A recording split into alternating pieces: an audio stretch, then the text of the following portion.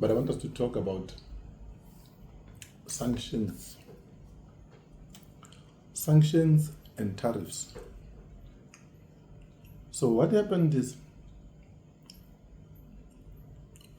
the American president, the current one, Donald Trump, as they call him, he's just acquired himself a nickname of tariffs. So what he did is he took the statistics of their import and export versus each and every country, that I think almost all the countries.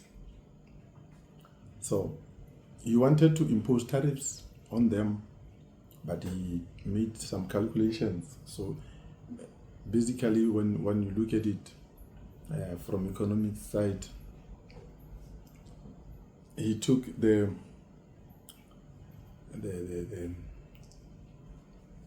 what do you call this? The import versus the export.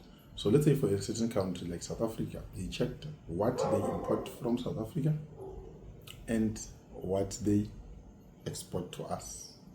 And America obviously being such a big country in a way, because it's not just one country, it's a lot of states, then they form one American United States, as it's called, of America. So he realized that there is obviously a trade deficit. So in economics, if I sell 5 chickens to you and you buy 10 goats, there's a trade deficit there. So if you wanna get the percentage of the deficit, you will take the value of the goats and check it against the value of the chicken. Whatever is smaller, you put it on top, blah blah, and then you divide with that one. And you know that any number when we divide, we are trying to get to the percentage. So you get a percentage. So when you look at South Africa's trade deficit, you found that it's I think it was 60-something%. And he said, no, since South Africa, but they made a mistake, I think, of taking the tariffs, of taking the deficit and confusing it with the tariff. Maybe it was intentional, you never know. It's America, obviously, they have got the best data analyzers on the planet Earth, as per maybe the normal stereotype. So they didn't want to do the proper calculations. They took that and then they said, no, we took tariffs. Anything that comes from South Africa, we're going to tax it 30% already on the price. So what that means is that if you are in South Africa, you're selling, let's say, maize, because that's one of our maybe strong points, or oranges, if you are selling them to America, when they land at their port, the price that you put on that orange, or that whoever the customer is, whether it's a juice making company, whether it's a maize meal making company buying corn from you, or any of that product. So when it gets there, if you sold them as $1 per pound, in this example, I'll prefer their type of measurements. So let's say a certain amount of kilograms, or if you say 1 kilogram, according to you, maybe to them it will be something like 1.8 towards 2 pounds. So if you take it that side, then what happens to them is that 1 rand per whatever kg or measurement that you put in, they're gonna add 30%, whatever price that you give that your client on. So once it lands at the port, the customs there will impose a tariff of 30% from anything that comes from a particular country. Let's say if it's South Africa, it's 30%, then yes, then they'll charge that person 30%. So meaning the person there is going to buy it, instead of $1, it's going to buy it on $1.30. So in a way, the intention of tariff is to discourage a local person from importing some certain goods. So normally it is used best for selective goods. It is used best for, let's say, if we know that in our country we've got a desire to start producing a certain product. So to empower the production or the manufacturing that is happening in our country, we will have to do what? We'll have to impose tariff on anything that is imported that looks like what we want to do. So then in that case, it might work because you are only focusing maybe on one product, or you want to put tariffs for a certain reason, maybe to say, okay, we don't want this product to flood our market, so we put tariffs, so that it must become expensive for the consumer. Then the consumer eventually is demotivated from buying the product. So that one is a little bit manageable. It's a little bit manageable, and it also depends on the amount of tariff that you put on the product, because then if it's an essential product and your local manufacturers are not going to have competition anymore, they might do a terrible job in producing the same product. So, but then Trump said, no, I want to stimulate manufacturing again.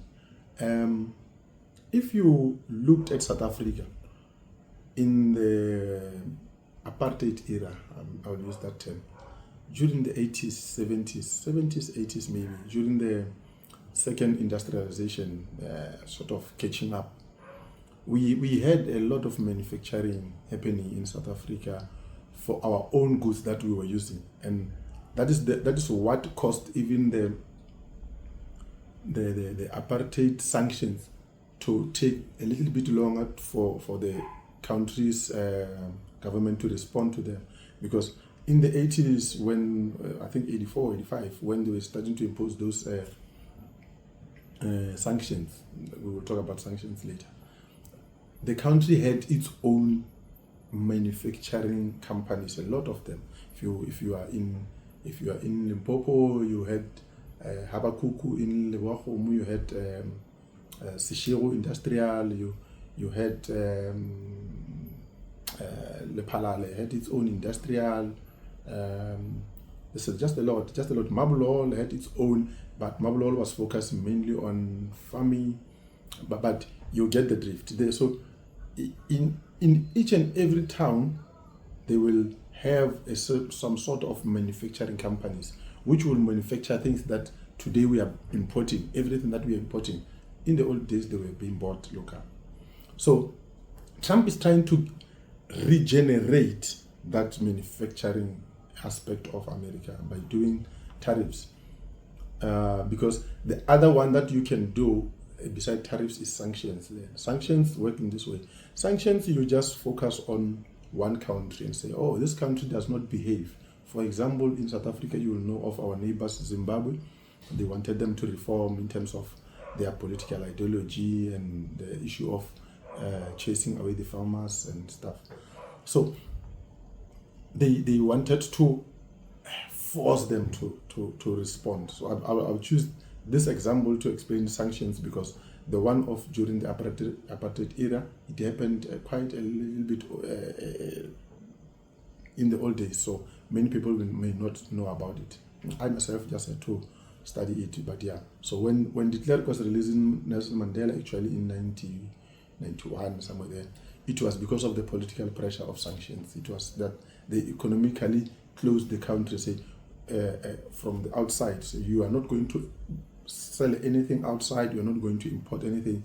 It gave the rise to ISCO and ESCOM. They started to even function much better, because now they were having no competition and they were state-owned by that time. And you will remember there was discovery then of gas somewhere in the Cape, and they started to also do produce some of the, what do you call this, some of your gases and petrol from the coal.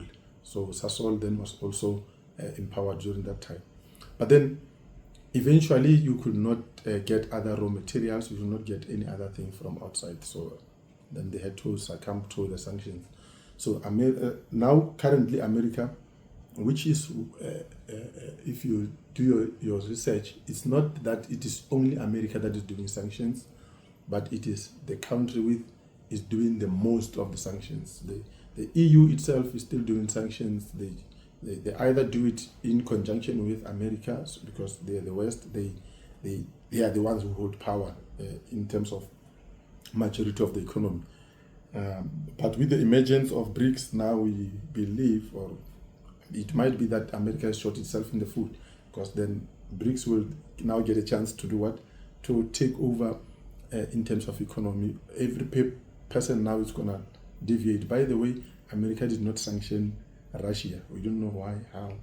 So, did not a tariff to not sanction. They did not tariff Russia, but they tariffed other things. Other people are complaining, why are they putting tariffs on the McDonald's island and blah blah in the Australian area there. So, but I think it's because if you want to put a tariff, if you put a tariff, let's say on South Africa and not put it on Lesotho, South African company can base itself in Lesotho, produce whatever is producing from South Africa and sell it via the Lesotho stamp and stuff. So the reason why they included even the island that are occupied by penguins is because they don't want any neighbors of those island to use them to ship or to export things into America. So they just say, we slap you with 50%, so you are more than less likely to even try and go to that island. You rather maybe work around your own tariff in the country, within the country, or the bigger mainland country. So what happened with Zimbabwe then is that they sanctioned it. They said, you're not going to sell anything, you're not going to buy anything. I saw Mnangagwa the past week, he was saying that he's going to remove all the tariffs that they themselves put on the Americans.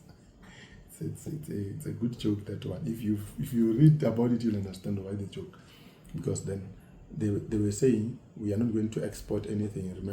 You'll remember that Zimbabwe is one of the bigger a country with a bigger deposits also of gold within our geographical area, Southern Africa to be exact. So South Africa does have gold, and Zimbabwe's got also a lot of it, untapped also. Not to miss that point, because in South Africa most of it is held by the rights are, the mining rights are held by most bigger companies, your Anglo Gold, your Ashanti, and all those other companies that are still existing. Some of them they've left, and some of them, don't know if Anglo Gold is still doing the job there. But yeah, it was one of those who had a large prospect of gold. So the sanctions are mostly used to target one country, but tariffs are mostly used to try and stimulate the economy in terms of manufacturing. But in this stance of America, I don't think it will win, because if you look at China is way ahead of many countries in terms of manufacturing. It is way ahead of what we used to call the first world blah blah blah countries. It is using technology to its maximum. You look at their cars, you look at anything like the BYD car from China, it's way ahead of Tesla. When you put them next to each other, you'll think Tesla is from 1919, BYD is from 2030.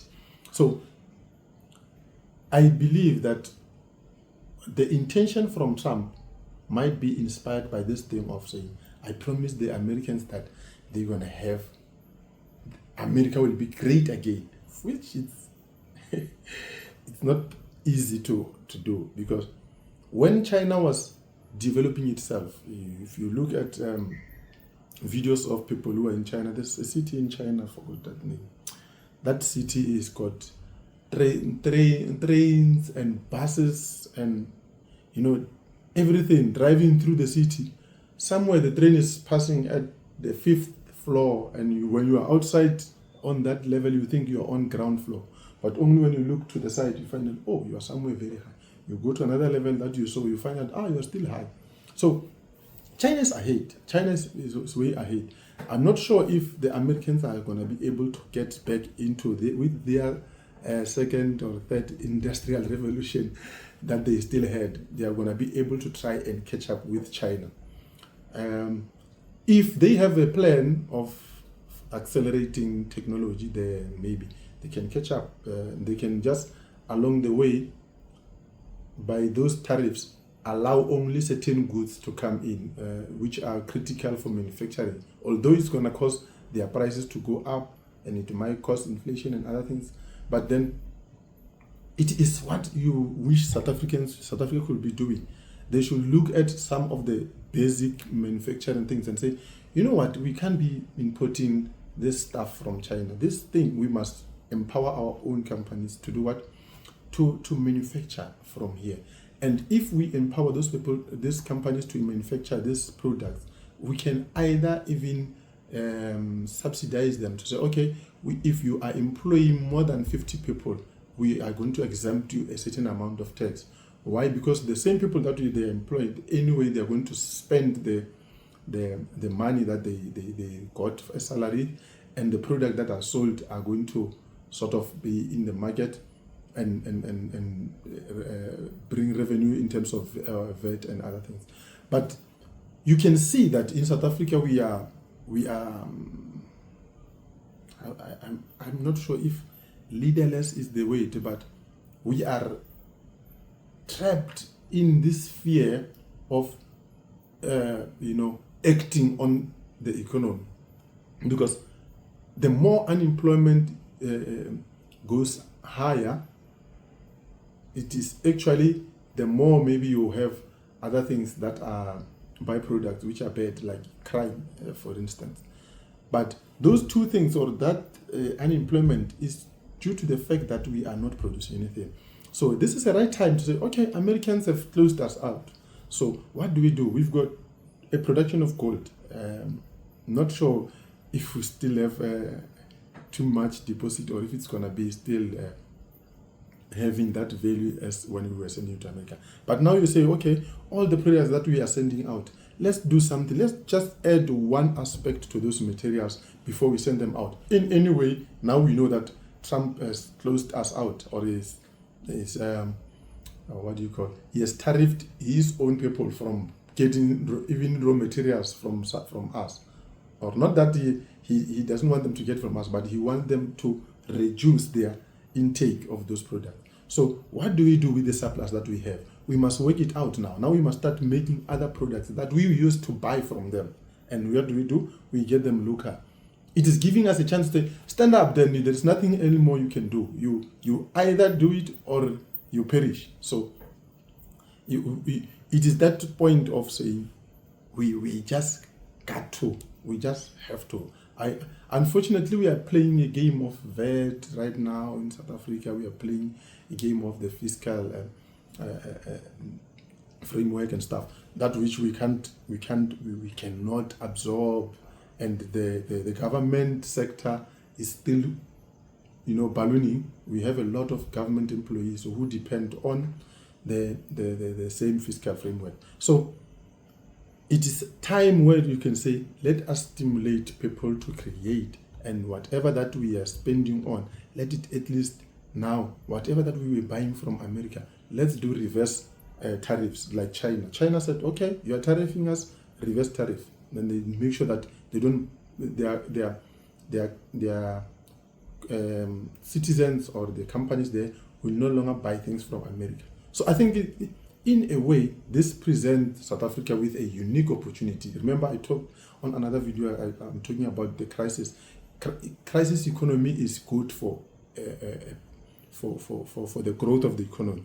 In any way, whenever there's a crisis in the economy, then that is the right time. If there is a recession, then recession is trying to level out people. It's trying to say, nah, whether you are rich, whether you are poor, now you can all start from zero. So now with this trade war of tariffs happening, it is the time where we should be doing what? We should be gaining in South Africa. And punching in few items and saying the president and whoever is in the trade industry and say, okay guys, let's look at this product. This and this we're taking from America. Let's do what? Let's tariff them also. There's nothing, you don't want to harm you, already they've tariffed you. Let's tariff these things. And let's also tariff these few items from China. We are no longer going to import this and this. No, we are not tariffing China on its own. We are just telling them that no, on this product, no, we are all right, and we will stimulate the production of those goods within. Or you talk to them and say, China, you want still to produce these things. You wanted to go and put up a manufacturing company in America, and America denied you. And yeah, now they are struggling with this old machinery of making cars. So now come to us. I believe there was a project in Mosina. I don't know how it ended, but come to us. Don't bring a large number of people. Bring only the specialists to build the infrastructure. After building the infrastructure, then we can use our mass local people also in terms of permanent employment or continuous employment, because then during construction you will have that will be classified as temporary or seasonal work. I don't know if it's not even seasonal, it's temporary work. So let us now work with these countries and say, Russia, you wanted to build as a what? A nuclear power station. Now that we are under tariffs, we can not longer insource in the what was that? The renewable energy materials. Some of these materials we were getting them from America, I believe, and some of them were coming from China. But now let's say Russia, come here. Let's boom the economy again. Build us the power station, the nuclear power station, so that we no longer struggle with electricity. After that, then China, bring us some infrastructure that we can use. We are the members of the BRICS. And then India, help us also with technology there. And they will also help, I believe, in terms of that. So then we know that then we can be at a far better state. Because from here, it's going to be rough. If you saw the markets in America, the Dow Jones fell dismally, your SP 500, they fell. And it only means that dollar will no longer be the superpower of international trade. So if it is no longer the superpower of international trade, what do? We now start to speak yen language. We start to speak ruble language of Russia. And then we do what? We speak Indian, what's that? Rupees or what? And then we speak South African rand. We combine those things, we do what? We create a stronger economy for our people. But that is if we are understanding the impact of what's going to happen in terms of tariffs. If we are caught napping and we are still doing politics of EFF is wrong, DA is wrong, ANC is right, ANC is wrong, BOSA is right, ASA is right, we're still going to find ourselves in a very, very, very, very, olden time. Because then Americans are going to start doing manufacturing on their own. China is already ahead of us. India is artisanal, but they are ahead of us. Russia, even though you know that they have their specialties when it comes to the production of fighting equipment and stuff. So it's time for South Africa to say, we have all the resources. We have all. We have silver. We have, chrome. We've got platinum. We've got gold. We've got coal. We've got diamond. What else do we need? We just need to start sanctioning some few countries and say, let's not sanction even tariffing them. Tariff the Americans. Say, okay, whatever you bring from America to come here, well, it's going to cost you more. And then what do you do as a local consumer? You have to look for an alternative. But that is because you will have to make preparations for that. When you put in the tariff, then you have what? You have already the options now to say, okay, people now can, instead of buying Nike or whatever, they can now buy, Mike locally. Yeah, but yeah, that's all I wanted to say. I believe that this topic is not small. There is a lot of things that we can share around it. But yeah, if there is a need, or if I feel that there's some other information, especially regarding these tariffs and sanctions and the economy, I'll weigh them in. In the meantime, you've got only one simple job. Just share the information. Share the video, and people who got time to listen, they will, take time and I believe they will learn even a few important notes there, or a few things that they can learn from it. I'm not intending to teach the South African government how to do their job, but I believe that even us as normal people, I'm for the people on the street. I'm for the people, a normal guy. How do you understand things? So, without having to read many books, having to go back and study economics again, you can just come and watch my video and learn. You learn one or two things. Anyway, I love you guys, and yeah, keep on sharing, keep on liking, subscribe to the channel, get notifications done. Then every now and then, I'm always posting these videos, and I go to different topics.